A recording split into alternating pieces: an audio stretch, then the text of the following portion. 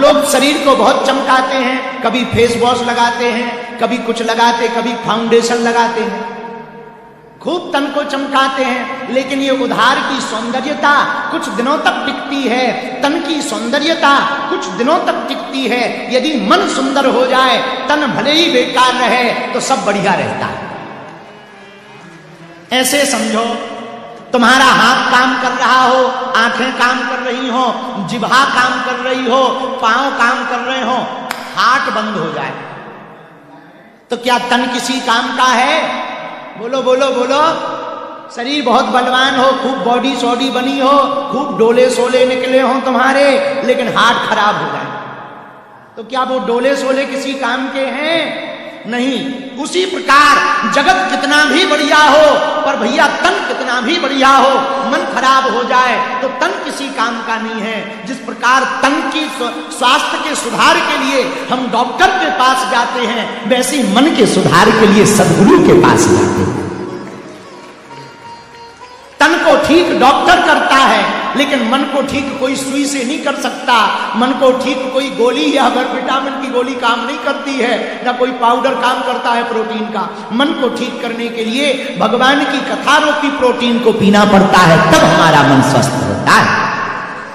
तो हम सब भाग्यशाली हैं। उसी पूर्ण परब्रह्म अखंड ब्रह्मांड नायक पूर्ण परब्रह्म परमात्मा जगदीश जगदात्मा जो नारायण ही नर बन करके प्रकट होते हैं, सारे संसार को चलाने वाले ब्रह्म हैं। उन्हीं ब्रह्म की पराकाष्ठा की कृपा से हम सब उनकी ही अमृतमयी वाणी को श्रवण करने के लिए उपस्थित हुए हैं। आप सबके हम सबके भाग्य जगे हैं कि भगवान ने अपनी कथा सुनने का सौभाग्य हम सबको दिया है। बुरा ना मानना, हमारे गांव में एक कहावत है, सभी कुतिया प्रयागराज जाने लगेंगी तो पत्तल कौन चाटेगा। इसलिए सभी लोग भगवान के भक्त नहीं हो पाते, और होना भी नहीं चाहिए। कुछ विरोध करने वाले भी होने चाहिए। सत्य की जीत तब है जब असत्य हो, और सत्य का व्यापार बचाए रखने के लिए झूठों का होना जरूरी है। झूठे ही नहीं रहेंगे तो सत्य को पूछेगा कौन? अंधेरा ही नहीं होगा तो उजाले की कोई महत्वता नहीं समझेगा। भाई अधर्म ही नहीं होगा, धर्म की कोई महत्वता को नहीं समझेगा। पाप ही नहीं होगा तो पुण्य की महत्वता को कोई नहीं समझेगा। विपक्ष ही नहीं होगा तो पक्ष की महत्वता को कोई नहीं समझेगा। दूसरी सत्ता नहीं होगी तो वर्तमान सत्ता का कोई महत्व नहीं होगा। इसलिए विपक्ष भी जरूरी है, असत्य भी जरूरी है, अधर्म भी जरूरी है। इसलिए नास्तिक भी जरूरी है, ताकि आस्तिकों का सम्मान बना रहे। तो हमें उनको नहीं देखना है जो कथा में नहीं आए, हमें उनको देखना है जो कथा में आए। तो आप सब सौभाग्यशाली हो, हम भी भाग्यशाली हैं जो भगवान की कथा को गा रहे हैं। अब हमको एक चौपाई हनुमान चालीसा की बहुत याद आती है, उसी चौपाई को गा करके आज की बात सुनाएंगे। जय जय जय हनुमान कृपा करहूं गुरु। सब गाइए जय जय जय हनुमान कृपा करहूं। गाइए गाइए गाइए जय जय जय गोसाई कृपा करहूं गुरुदेव की नाई। कृपा करहूं गुरुदेव की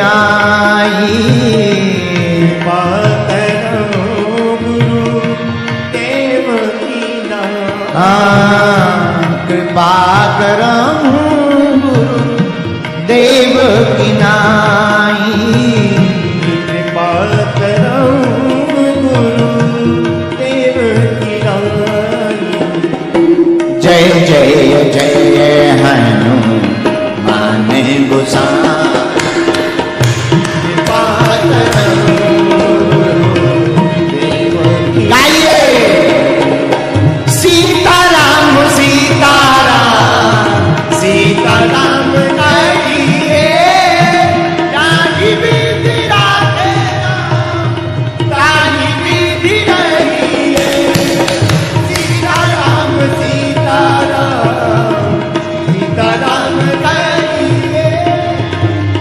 ताही बीती राखेरा ताही बीती बोलो सीताराम। जोर से बोलो और जोर से बोलो। आहा, जय जय जय हनुमान गोसाई। कृपा करहूं जैसे गुरु अपने शिष्य पर कृपा करता, हे हनुमान जी हम लोगों पर भी वैसी ही कृपा करो। बोलो सीताराम। आज हम सुबह से बैठे तो सोच रहे थे कि आज की वचन माला प्रवचन माला किस बात पर सुनाए। तो हमें, अरे भाई धीरे बोलो, तुम लोग ऐसे बोलते हो जैसे कर्जा ले रखा। आहा, हम सोच रहे थे किस बात पर सुनाए, तब हमें एक बात याद आई। यहां हम जब बैठे थे तो एक भगत जी ने हमको प्रश्न पूछा। बोले क्या गुरु का होना जरूरी है? बहुत लोगों का ऐसा प्रश्न रहता होगा, क्या गुरु का होना जरूरी है? यदि बेटा तुम अपने आप में गुरु बन जाओ तो कोई जरूरी नहीं, और यदि खुद में गुरु ना बन पाओ तो गुरु का होना बहुत जरूरी है। अब आप पूछो कि क्यों? पूछो गुरु का होना क्यों जरूरी है? कुछ बातें हम समझाएंगे, उससे तुम्हें बात समझ आए। पहली बात, गुरु व्यर्थ को हटाता है, परमार्थ को प्रकट कर देता है। जो व्यर्थ होता, कीमत व्यर्थ को हटाने की होती है। एक आदमी ने एक पत्थर बेचा 500 रुपया, विशाल का है पत्थर बेच दिया, लेकिन एक कारीगर ने उस पत्थर में छेनी हथौड़ा लगा करके उसी पत्थर की मूर्ति बना दी। मूर्ति बड़ी सुंदर थी। वही व्यक्ति जिसने पत्थर बेचा उसने मंदिर बनाया, मूर्ति खरीदने गया उसी जगह गया जहां पत्थर बेचा था। अब वो मूर्ति देख करके बड़ा खुश हुआ, अरे ये तो हमारे पत्थर की मूर्ति है, वाह वाह वाह वाह, भैया यही मूर्ति हमें दे दो, 5000 लगेंगे। अब इसका दिमाग खराब हो गया। भाई तुम्हारा दिमाग खराब है क्या? पागल पागल हो, हमने 500 का तुम्हें दिया था और तुमने किया क्या? मोटे पत्थर को पतला कर दिया, लंबे को छोटा कर दिया, छेनी हथौड़ा मारकर, और उसके तुम 5000 मांग रहे, 45 एक्स्ट्रा। तुम्हारी मति खराब है, बुद्धि खराब है, तुम्हें शर्म नहीं आती है? उसने बड़ी गजब की बात कही। कारीगर बोला हमने मूर्ति बनाने के 5000 नहीं मांगे हैं, पत्थर के व्यर्थ हटाने के 5000 मांगे। पत्थर तो मूर्ति था ही, बस हमने क्या किया, जो व्यर्थ था उसको हटा दिया तो जो अर्थ है वो निकल आया। बेकार को हटा दिया तो मूल मूल बच गया, उसके 5000 चाहिए। गुरु करता क्या? गुरु यही तो करता, अवगुण को मिटा देता, सद्गुण को उत्पन्न कर देता। गुरु करता क्या? गुरु कुमार्ग को हटा देता, सतमार्ग पर चला देता। इसलिए गुरु का होना चाहिए। गुरु करता क्या है? अधर्म से रास्ते से बचाकर धर्म के रास्ते पर चला देता है। इसलिए गुरु का होना जरूरी है। गुरु का होना जरूरी क्यों? गुरु लालटेन है। लालटेन जानते तो? ये लालटेन क्या कहलाता है? वो जलावता नहीं। लालटेन क्या कहलाती बताओ? नहीं जानते? अच्छा, लाइट जानते? लाइट, हाँ, गुरु लाइट।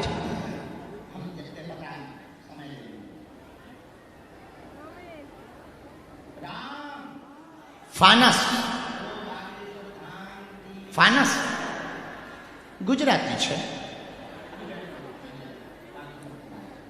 लाइट, गुरु लालटेन, उजाला, लैंप है।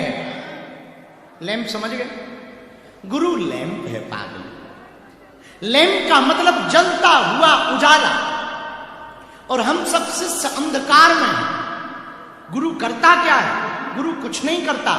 गुरु अपनी लालटेन को रास्ते पर रख देता है और कह देता है जो तेरा रास्ता हो उस पर चला जा। और हम चल पड़ते हैं और मंजिल तक पहुंच जाते हैं। लेकिन हम धन्यवाद गुरु को देते हैं कि बड़ा धन्यवाद जो हम रास्ते पर चल पाए, हमें मंजिल मिल गई। मंजिल गुरु के कारण नहीं मिली। गुरु तो जलता हुआ चिराग था, उसने तुम्हें रास्ता दिखा दिया, तुम्हारा अंधेरा खत्म हो गया, उजाला जल गया और तुम्हें मंजिल प्राप्त हो गई। कभी कभी फॉग होता भयंकर, कोहरा, बहुत बारिश होती और जब दिखाई नहीं देता, और हम जब गाड़ियां चलाते हैं तो मेरे पागलों एक आदत होती है बहुत अच्छे ड्राइवर की, जब आगे का कुछ दिखाई नहीं देता है तो ड्राइवर क्या करता है, किसी भी चलती हुई गाड़ी के पीछे अपनी गाड़ी लगा देता। चलती हुई गाड़ी के पीछे अपनी गाड़ी लगा देता। क्यों? हमें नहीं दिखाई पड़ रहा, इसके पीछे चलेंगे, जहां जहां ये जाएगी हम भी वहीं चले जाएंगे। ऐसे ही जीवन होता है, जब संसार में कुछ दिखाई ना पड़े तो अपनी जिंदगी की गाड़ी को गुरु की गाड़ी के पीछे लगा देना चाहिए। तुमने पूछा गुरु जरूरी है? बहुत जरूरी है। बिना गुरु के कुछ हो नहीं सकता। जैसे गुरु स्वर्णकार है, सोना तो मिल सकता है पर आभूषण तभी बन सकता जब योग्य स्वर्णकार के हाथ में वो सोना लगेगा, तभी उसका नेकलेस बन सकता, तभी उसका मंगलसूत्र बन सकता, तभी उसकी अंगूठी बन सकती, तभी उसकी चैन बन सकती, जब कोई योग्य स्वर्णकार के हाथ में सोना लगेगा। सोना पहनने योग्य तब हो सकता जब स्वर्णकार मिले, वैसे ही जीवन जीने योग्य तब हो सकता जब कोई बढ़िया गुरु मिले। तुमने पूछा गुरु जरूरी है? बहुत जरूरी है। तुम कहते गुरु का आवश्यक है, गुरु का होना बहुत जरूरी है। यदि गुरु ना भया तो तुम अधूरे रह जाओगे। मेरे पागलों, कुम्हार मिट्टी को उठाता है और मिट्टी के बर्तन बनाता है, और यदि तुम अपनी चतुराई में गुरु को ना पा पाए और तुम गुरु को ना पकड़ पाए तो तुम यदि मिट्टी हो, मिट्टी के बर्तन बनाने का मौका मिलेगा तुम्हें यदि, तो पक्का है तुम चिलम बनाओ, जीवन को थोथा बनाओ। चिलम का मतलब थोथा। कभी देखना, एक जगह एक घटना घटी, एक कुम्हार ने मिट्टी ली, चिलम जानते हो, एक कुम्हार ने मिट्टी की चिलम बनाना प्रारंभ किया, लेकिन उसका मन उचक गया और उसने मिट्टी की चिलम को मिटा दिया और सुराही बना दी। मिट्टी ने कुम्हार से कहा, क्या हुआ, तुमने मुझे चिलम बनाकर के मिटाया क्या? कुम्हार बोला, मेरा मन पलट गया। मिट्टी बोली, भला हुआ, तेरा तो मन पलटा, मेरा तो जीवन पलट गया। कुम्हार बोला, क्यों? मिट्टी बोली, भैया यदि तू मुझे चिलम बनाता तो मैं किसी की कलेजे को जलाती, किसी के मैं फेफड़ों को जलाती, तूने सुराही बना दिया, अब तो मैं कई लोगों के हृदय को ठंडक पहुंचाऊंगा। जिंदगी गुरु के हाथ में पड़ जाए तो गुरु श्रेष्ठ बना देता।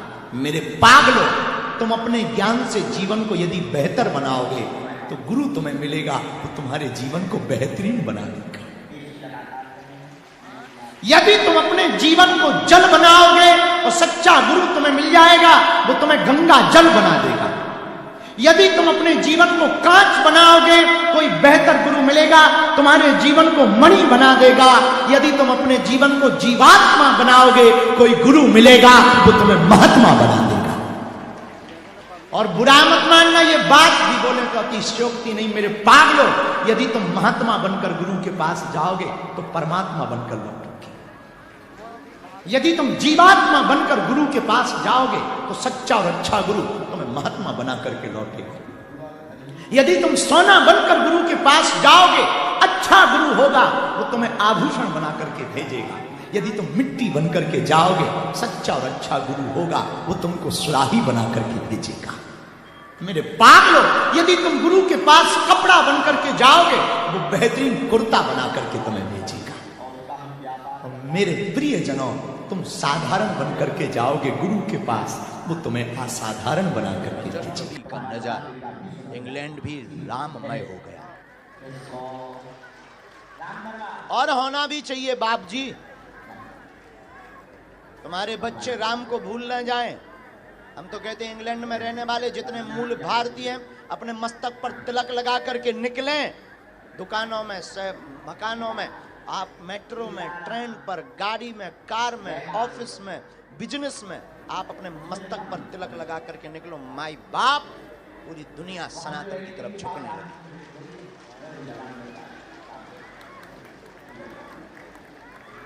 और हमारी कोई निजी पीड़ा नहीं है। हम चाहते हैं तुम्हारे बच्चे राम को ना भूलें। हम चाहते हैं तुम्हारे बच्चे राम जी, प्रभु श्री राम के आदर्श को ना भूलें, क्योंकि यहाँ आते अनेक माता पिता अपने बच्चों से दुखी, बेटा या बेटी से दुखी, न उनके संस्कार हैं, न वो माता पिता को मान रहे हैं, माँ बाप को धर्मशाला बना दिया। हमारा हृदय बहुत विदीर्ण है। हम फिर से चाहते पूरी दुनिया में सनातन संस्कृति की स्थापना हो और भारत हिंदू राष्ट्र।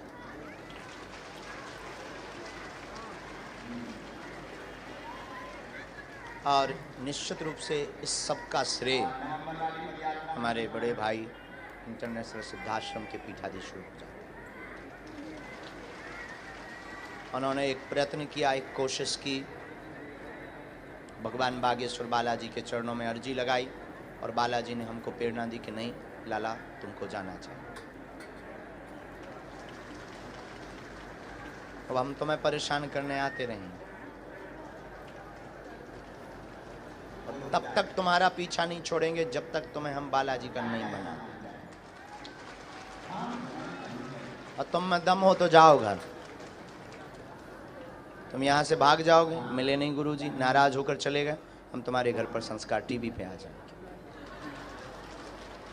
कोई बात नहीं, तुम संस्कार टीवी देखना बंद कर दोगे क्योंकि तुम्हें अंग्रेजी आती है, तो तुम अंग्रेजी चैनल देखोगे। मोबाइल तो चलाओगे, यूट्यूब पर आ जाएंगे। तो मोबाइल देखना बंद कर दोगे, रील तो देखते ही होगे। नई सीखी ली हमने वो भी सीख ली, रील पर आ जाए, उसको भी देखना तुम बंद कर दो, मोबाइल देखना बंद कर दो, अनफॉलो करो, नो प्रॉब्लम। हम तुम्हारे शहर में कथा करने आएंगे। तुम कथा में नहीं आओगे क्योंकि कथा में मिल नहीं पाए, इसलिए तुम चले जाओगे, इसलिए कथा में नहीं आओगे। तुम्हारे घर में तुम्हारे सपने में आएंगे।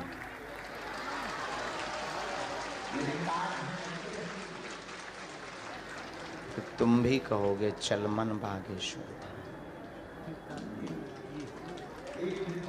तो कहना ही पड़ेगा चमीटा वाला देवता जिंदाबाद।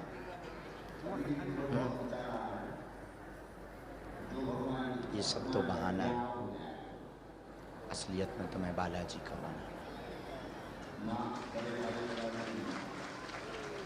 और हमारा कोई निजी स्वार्थ नहीं, हमें जो बालाजी ने कृपा दी है, सिद्धि, नाम, लीला, जो भी है, मंत्र चिकित्सा, ये कोई हमारे पास नई चीज़ नहीं, आपके लिए नई बात है। ये बहुत पुराना परंपरा का दरबार है, महर्षि वाल्मीकि के समय का। कब का? वाल्मीकि जी के समय का। महर्षि वाल्मीकि जी ने पेज पर, पत्र पर लिख कर रख दिया था, इस पृथ्वी के पाप को हटाने मिटाने के लिए, आतताई रावण का वध करने के लिए अयोध्या में प्रभु श्री राम प्रकट होंगे, केवट पर कृपा करेंगे, सबरी के बेर खाएंगे। उन्होंने जो जो लिखा था वही वही हुआ। वही परंपरा का दरबार बागेश्वर का दरबार है। दादा गुरुजी ने लगाया, फिर दास लगा रहा, जो जो पर्चे पर लिख दिया जाता वही होता है। कोई बिना फैक्ट का दरबार नहीं है, ये बहुत प्राचीन परंपरा का दरबार है। भारत में एक जगह है, एक प्रदेश है उड़ीसा, उड़ीसा में एक जगह है कोणार्क सूर्य मंदिर। कोणार्क सूर्य मंदिर के पास एक गांव है, वहाँ पर एक पत्र विधि है, ताम्रपत्र विधि। वहाँ पर कोई भी